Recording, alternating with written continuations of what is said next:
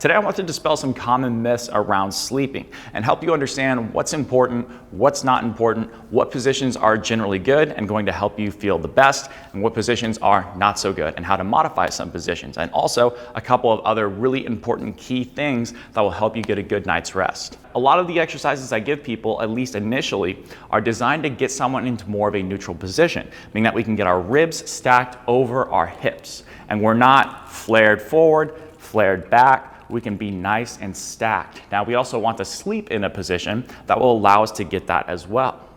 There's a couple of different ways sleeping can potentially interfere with the adaptations we get in some of the exercises that I give people. For example, let's say I have someone who is chronically extended and a lot of anterior pelvic tilt, their low back is tight, their ribs are flared up, and they don't really move very well. And I give them some exercises that help effectively bring them into more of a neutral position, but then they go to sleep at night and they sleep on their stomach with their head cranked to one side and their back is really extended. So then they're there for 8 hours and they wake up and they feel like they're reset to square one. What do you do? So we're gonna break down the three main sleeping positions of on your back, on your stomach, and on your side, and how you can modify them. Let's start with stomach sleeping. So stomach sleeping honestly probably isn't the best, because when we're in this prone position, we're not going to sleep like this with our head directly down, because our nose would be in the pillow and we would suffocate. So we're gonna end up needing to crank our head towards one side and rotate it there so that way we can breathe. If I'm chronically turned to one side for almost a third of my life, then that's going to obviously create some rotational bias, and I might be unable over time to turn my head as effectively to the other side, which has its own host of problems. So I might become more lateralized towards one side of my body, more prone towards shifting towards one side of my body if I'm turning my head constantly towards that side. There's also the idea of gravity pushing down on us now, and also depending on the softness of your bed, you could be sinking down into the bed, which is going to create a lot of extension of the low back, and that can create a situation where when someone, let's say they go to bed, they get up in the morning and they feel a lot of low back stiffness, that can be influenced by this prone position right here. So a solution to this, and I'm going to use this towel pillow right here because I don't have one readily at my gym, is you can take a pillow of varying size and you can slide it underneath the lowest rib cage right here. What that's going to do is that's going to passively tilt the low back into a little bit more flexion, so that way you're not getting as much extension and compression of your low back when you sleep. You can play around with varying heights of pillows, but you should instantly feel some decompression of your low back as you do this, if you are going to be in this prone position. Now let's talk about sleeping on your back or in this supine position. There's a couple of things to keep in mind here. Number one, and this is one of the most common misunderstandings about pillows in general, is that pillows were designed for our neck. They weren't designed for our head. So if you're putting your pillow underneath your head like this, that's going to push your head forward in space, and that's actually going to close off your airway. So if you push your head forward and down, that's going to shut off your airway, and that can lead to issues like snoring really loudly or even sleep apnea over time. We want to maximize the opening of the airway. Therefore, a pillow should be supporting our neck and not just our head, because that's going to tilt the head back very slightly. That's going to open up our airway. That's going to allow us to breathe really easily throughout the night relative to that other position. And I'm going to be talking later in this video about the importance of the airway and the relationship to nasal breathing when we sleep. Another thing is, depending on the thickness and softness of your mattress or mattress pad, we usually don't want it to be too soft, because if it is, that's going to have us sink down into the ground, and depending on the person's presentation, can magnify this extension that's happening, and people can feel stiffness in their low back when that happens. A solution to that would simply be to prop up the back of your thighs on something, which will help passively tilt your pelvis back and take compression off of the low back. This is a really good idea for a lot of people with low back tightness that sleep on their back. The amount of elevation you use here can vary, and I would encourage you to just play around and see what works and feels best for you. Okay, now let's talk about side sleeping, which is my preferred choice for most people. And the reason why is because we can get a neutral position of the hips, and we can even out the spine in this position. If people are sleeping on their side,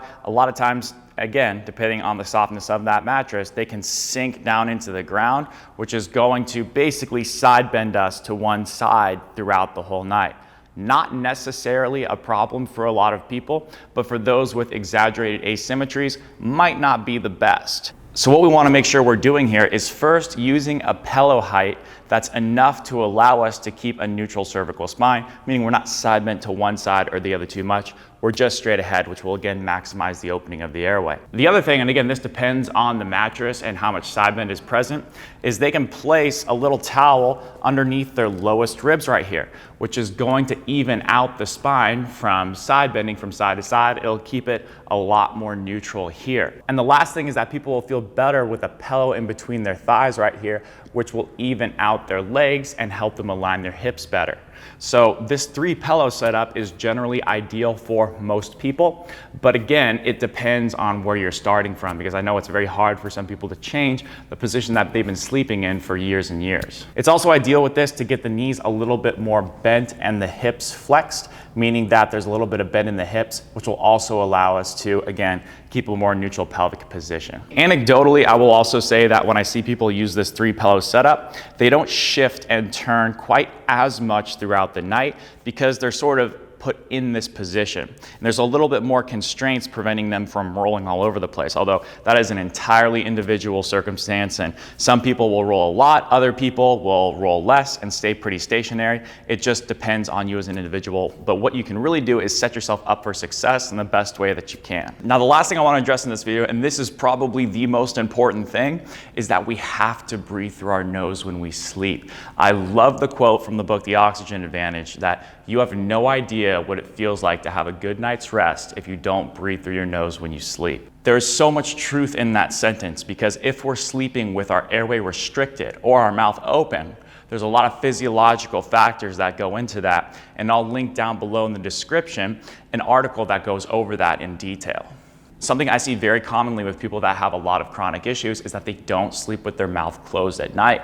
They snore loudly, or their mouth is just open, and that is going to affect their airway pretty negatively. The mouth is going to be open usually because there's some restriction of the airway, and the body is trying to bring in air in the best way it can. But if you make the adjustments that we talked about earlier in this video, especially with the on your back position and side lying positions in particular, then you're automatically going to get your airway in a better position. My best recommendation, and this can make a huge difference for people, is taping their mouth closed at night, so they have to breathe through their nose. Now, this can take about 2 to 3 days to get used to, but it can make a massive influence on not only your ability to just feel more rested, but also with these exercises that I give people, a lot of times the adaptations stick better. I'll link down below in the description some specific mouth tape for that. I'm not affiliated with this company or anything. I just recommend it because I think it can be really helpful. Or you can use something like athletic tape. I just recommend you don't use duct tape because ripping that off in the morning is not going to feel super great. Now, if you're struggling to breathe through your nose or sleep soundly with the mouth tape, then there's a good reason for that. It's probably because you can't breathe through your nose very well in the first place. So you'd want to train that throughout the day. I recommend starting with a technique called controlled pause breathing, where you inhale through your nose just as you normally would for 2 seconds, exhale through your nose as you normally would for 2 seconds. So you're not altering the intensity of that inhalation or exhalation. It's very normal. And then you hold that pause between the exhalation and the next inhalation for somewhere between 4 to 10 seconds, depending on how easily you can do that. As soon as you feel your first hunger for air, that doesn't mean you're getting a panicked response. That doesn't mean that you're freaking out or getting any anxiety whatsoever. Just that first initial hunger, that's the indication of when you actually need to inhale. And so you would do that for 15 minutes. Set a timer on your phone, watch some TV, hang out, do whatever you want, as long as you're keeping your cervical spine nice and neutral. And you can just do that over time, and within a couple of weeks, it should start to get easier. So again, the protocol is inhale through your nose, exhale through your nose, 2 seconds each, and then hold that for 4 to 10 seconds, and try to increase that duration of pause over the next couple of days or weeks. And you should start to see it get easier. The goal is to be able to do it for at least 10 seconds with the pause for 15 minutes straight. If you can get up to 15 seconds, that's even better.